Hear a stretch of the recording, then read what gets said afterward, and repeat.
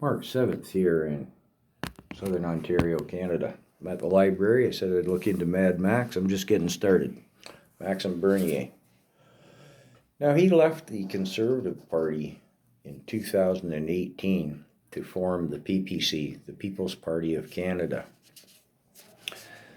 He was cabinet minister in the Harper government. Let me think now. He's born in 1963. His 2006 through 2019, he was with the Conservative Party. Prior to entering politics, he worked in law, finance, and banking, the details of which I'm not going to go into. During his time as a Conservative, he was industry minister, foreign affairs minister, where I gather he was quite popular on the world stage. Minister of State for Small Business and Tourism, and he held another host of positions within the government. But anyways, he stepped down in 2008 when he was Foreign Affairs Minister under Harper, I believe it was. I'll come to this a little more in the end. After he failed to secure confidential documents. Again, more about that. In the leadership race for the Conservatives in 2017, he led Andrew Scheer through 12 rounds of voting to lose it in the 13th round, where he had 49% of the vote and Scheer had 51%. Wow. So it was 15 months later, in August 2018, that he left to form his own party. The things he stood for all along, he opposes supply management. Think quotas on milk and stuff like that.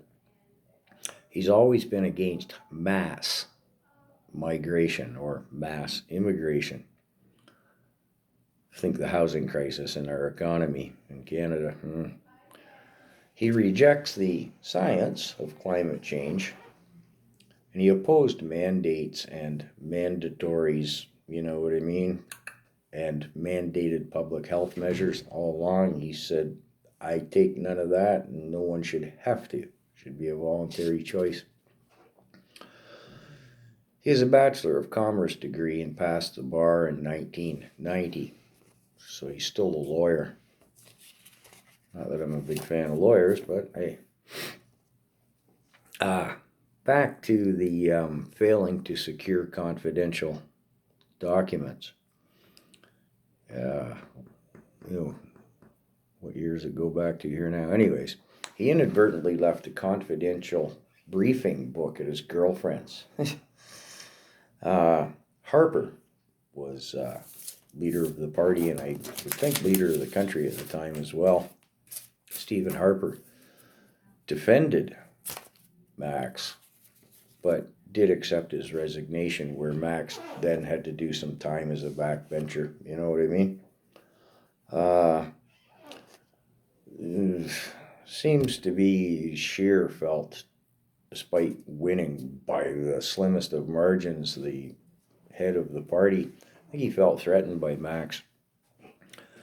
I should mention as well, Max always spoke against the Paris Accords regarding carbon and all that business, and still does. When Max left, I didn't see it in this article here, but when he left the Progressive Conservatives to form his own party at the time, he said, this party isn't conservative anymore. We're what the Liberals used to be.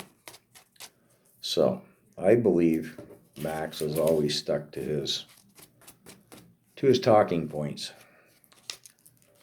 unlike most politicians. But I don't want to get into Polyev here.